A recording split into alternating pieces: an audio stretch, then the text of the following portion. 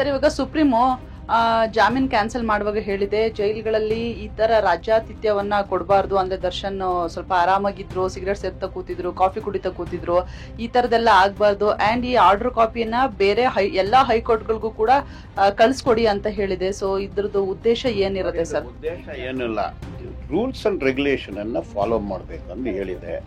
ಈಗ ಜೈಲ್ ಮ್ಯಾನ್ಯನಲ್ಲೇ ಊಟ ಮಾಡಿಸ್ಕೋಬಹುದು, ಅಲ್ಲಿ ಕ್ಯಾಂಟೀನ್ ಇದೆ, ಫ್ರೂಟ್ಸು ಇದೆ, ಜ್ಯೂಸು ಇದೆ, ಬೇಕ್ರಿ ಐಟಮ್ಸ್ ಇದೆ, ಎಲ್ಲ ತರಿಸ್ಕೋಬೋದು.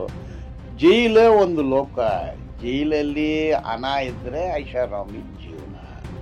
ಸೊ ಎಲ್ಲೋ ಹೋಗುತ್ತೆ, ನಿಮ್ಗೆ ಯಾವ ಹೋಟ್ಲ್ ಬಿರಿಯಾನಿ ಬೇಕೋ ಬರುತ್ತೆ.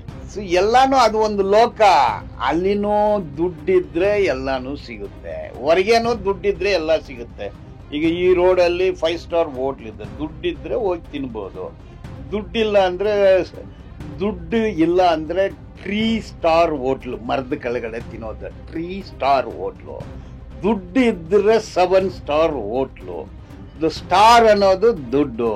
ಸೊ ಜೈಲ್ ಒಳಗಡೆನೂ ಸ್ಟಾರ್ ಇಲ್ವಾ, 1 star, 3 star, 3 star, 5 star, 7 star, ಅವ್ರವ್ರಿಗೆ ಇದ್ದಿದ್ದು ಅವ್ರವ್ರಿಗೆ ಆಗುತ್ತೆ. ಇಲ್ಲ, ಕಾನೂನು ಪ್ರಕಾರ ದೇಶದಲ್ಲಿ ಹುಟ್ಟಿರುವ 146 ಕೋಟಿ ಜನರೇ ಒಂದೇ. ಒಬ್ಬ ಮದುವೆಗೆ 6,500 ಕೋಟಿ ಖರ್ಚು ಮಾಡ್ತಾನೆ, 15,000 ಕೋಟಿ ಖರ್ಚು ಮಾಡಿ ಮನೆ ಕಟ್ತಾನೆ. ದೇಶದಲ್ಲಿ ಇರೋರೆಲ್ಲ ಹಂಗಾಗತ್ತಾ? ಬೀದಿನಲ್ಲಿ ಮಲಗ್ತಾರೆ, ಸ್ಲಮ್ಮಲ್ಲಿ ಮಲಗ್ತಾರೆ, ಊಟನೂ ಗೊತ್ತಿಲ್ಲ, ಎಲ್ರೂ ಒಂದೇ ಅಂದು ಹೆಂಗೆ ಹೇಳ್ತೀರಾ ನೀವು? ದುಡ್ಡಿರೋರೇ ಬೇರೆ, ದುಡ್ಡಿಲ್ದಿರೋರೇ ಬೇರೆ. ಈಗ ಕರ್ನಾಟಕದಲ್ಲಿ 228 MLAಗಳಿದ್ದಾರೆ, ಆದರೆ ಸ್ಲಮ್ನಲ್ಲಿರೋರು ಹೋಗ್ಬಿಟ್ಟಿದ್ದಾರೆ.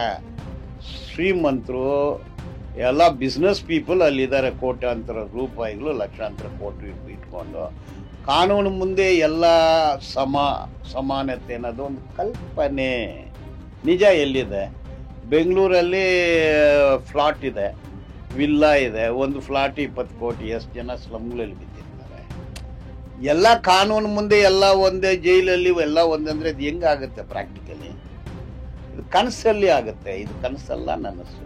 ಈಗ ಒಟ್ಟಾರೆ ಸುಪ್ರೀಂ ಕೋರ್ಟ್ ಜಡ್ಜ್ಮೆಂಟ್ ನೋಡಿದ್ರೆ, ಹೈಕೋರ್ಟ್ ಅಲ್ಲಿ ಲೋಪದೋಷಗಳು ಇದೆಲ್ಲ ನೋಡಿದ್ದಾರೆ ಅಂದ್ರೆ, ಅವರು 164 ಸ್ಟೇಟ್ಮೆಂಟು ಮತ್ತೆ ಗ್ರೌಂಡ್ಸ್ ಆಫ್ ಅರೆಸ್ಟ್ ಇದೆಲ್ಲ ಕೊಟ್ಟಿಲ್ಲ ಅಂತ ಹೇಳಿದ್ದಾರೆ.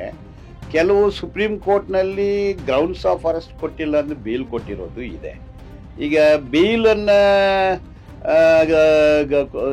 ಒಂದು ಬೇಲ್ ಪೆಟಿಷನ್ ಡಿಸ್ಪೋಸಲ್ ಮಾಡಬೇಕಂದ್ರೆ 161, 164 ಡಾಕ್ಯುಮೆಂಟ್ರಿ ಎವಿಡೆನ್ಸ್ ಅಷ್ಟೇ ಇರೋದು, ಅದು ಬಿಟ್ಟು ಬೇರೆ ಏನೂ ಇರೋದಿಲ್ಲ. ಬಟ್ ಮಾನ್ಯ ಉಚ್ಚ ನ್ಯಾಯಾಲಯಕ್ಕೆ ಏನು ಬಂದಿದೆ ಅಂದರೆ, ಇವರು ಒಂದು ಸೆಲೆಬ್ರಿಟಿ, ಅದರಿಂದ ಬೇಲ್ ಬಿಟ್ಟಿದ್ದಾರೆ. ಇದು ಭಾರಿ ಪಬ್ಲಿಕ್ ಇಂಪಾರ್ಟೆಂಟ್ ಕೇಸ್. ಇದು ಇಂಥ ಕೇಸ್ಗಳಲ್ಲಿ ಅಷ್ಟೊಂದು ಸುಲಭವಾಗಿ ಬಿಡಬಾರ್ದು ಅನ್ನೋದನ್ನು ಅವರು ಅದನ್ನು ರೆಫರ್ ಮಾಡಿದ್ದಾರೆ. So I am not commenting on the honourable supreme court judgment. That is the supreme court. Bail cancel ಆಗಿದೆ, ಅದು ಯಾವ ಕಾರಣ ಕರೆಕ್ಟಾ ಸುಳ್ಳ ಅಂದು ನಾನು ಹೆಂಗೆ ಹೇಳೋಕ್ಕಾಗುತ್ತೆ?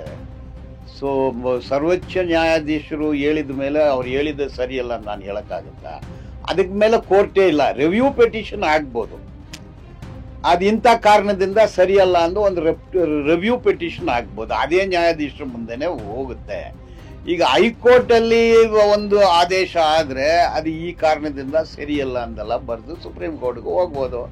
ಸುಪ್ರೀಂ ಕೋರ್ಟೇ ಎಂಡು, ಅಲ್ಲೋಗ್ಬಿಟ್ಟು ನಾನು ಮಾಧ್ಯಮದಲ್ಲಿ ಇದು ಸರಿಯಲ್ಲ ಅಂತ ಹೆಂಗೆ ಹೇಳೋಕ್ಕಾಗುತ್ತೆ? ಮೊದಲು ದರ್ಶನ್ ಮತ್ತು ಬೇರೆಯವರು ಸೆಷನ್ಸ್ ಕೋರ್ಟಲ್ಲಿ ಅವರು ಬೇಲ್ಗೆ ಅರ್ಜಿ ಹಾಕಿದ್ರು, ಅದನ್ನು ರಿಜೆಕ್ಟ್ ಮಾಡಿದ್ರು. ಆ ಸಂದರ್ಭದಲ್ಲಿ ಇವರು ಸೆಲೆಬ್ರಿಟಿ, ಇವರು ನಟಿ, ಇವರು ನಟ, ಅದೆಲ್ಲ ಹೇಳಿಲ್ಲ. ಇವರು ಇನ್ಫ್ಲೂಯೆನ್ಷಿಯಲು, ಇವರು ಐಷಾರಾಮಿ ಜೀನ ಹಣ ಇದೆ, ಅಧಿಕಾರ ಇದೆ ಅಂತ ಏನೂ ರಿಜೆಕ್ಟ್ ಮಾಡಿಲ್ಲ. ಹೈಕೋರ್ಟಲ್ಲಿ ಬೇಲ್ ಕೊಟ್ಟರು, ಅಲ್ಲಿನೂ ಇವರು ಸೆಲೆಬ್ರಿಟಿ, ಅದರಿಂದ ಬಿಟ್ಬಿಡ್ತೀನಿ, ಇವರು ನಟ, ಇವರಿಂದ ಇನ್ವೆಸ್ಟ್ಮೆಂಟ್ ಆಗಿದೆ, ಇವರು ಸೆಲೆಬ್ರಿಟಿಗಳು, ಇವರಿಗೆ ತೊಂದರೆ ಆಗುತ್ತೆ, ಹಂಗೇನು ಬಿಟ್ಟಿಲ್ಲ. ಸೊ ಒಂದು ಇಂಡಿಪೆಂಡೆಂಟು ಹೈಕೋರ್ಟು ಸುಪ್ರೀಂ ಕೋರ್ಟ್ಗೆ ಸಬಾರ್ಡಿನೇಟ್ ಅಲ್ಲ, ಇಂಡಿಪೆಂಡೆಂಟ್ ಪವರು. ಆ ನ್ಯಾಯಾಧೀಶರಿಗೆ ಏನು ಬಂತು ಅದು ಅವ್ರ ರೈಟ್, ಅದು ಬೇಲ್ ಕೊಡಬಾರ್ದು ಕೊಡಬೇಕು ಅನ್ನೋದು ಅವ್ರಿಗೆ ಬಿಟ್ಟಿದ್ದು. ಅವರು ಫೈಲು ಮೆಟೀರಿಯಲ್ ನೋಡಿ ಬೇಲ್ ಕೊಡೋ ಕೇಸನ್ನು ಕೊಟ್ಟಿದ್ದಾರೆ. ಸೊ ಅದು ಅಗ್ಲಿಗೆ ಮುಗಿತು, ಅವ್ರನ್ನ ಕ್ವಶನ್ ನಾವು ಮಾಡಂಗಲ್ಲ. ಅವ್ರು ನೀವು ಹೇಳೋ ಥರ ಅವರು ದುಡ್ಡಿದೆ, ಅವ್ರ ಸೆಲೆಬ್ರಿಟಿ, ಅವ್ರಿಗೆ ಇನ್ಫ್ಲೂಯೆನ್ಸ್ ಇದೆ, ಅವ್ರಿಗೆ ಪವರ್ ಇದೆ, ಅದೆಲ್ಲ ಏನಿಲ್ಲ. ಕೋರ್ಟ್ಗಳಲ್ಲಿ ಯಾರು ಫೈರ್ ಅಲ್ಲ, ವೆರಿ ಫ್ಲವರೇ. ಆಯ್ತಾ? ಸುಪ್ರೀಂ ಕೋರ್ಟ್ನವರು ಅದನ್ನು ಪರಿಗಣಿಸಿ ಅದು ಎಕ್ಸ್ಪೀರಿಯನ್ಸ್ಡ್ ಕೋರ್ಟು ಅವ್ರು ನೋಡಿ ಬೇಲ್ ಬಿಟ್ಟಿದ್ದು ಸರಿಯಲ್ಲ ಅಂತ ಅವ್ರು ಹೇಳಿದ್ದಾರೆ. ಇದು 2 ತೀರ್ಪು 2 ನ್ಯಾಯಾಧೀಶರು ಪೀಠಗಳು ಹೇಳಿದೆ.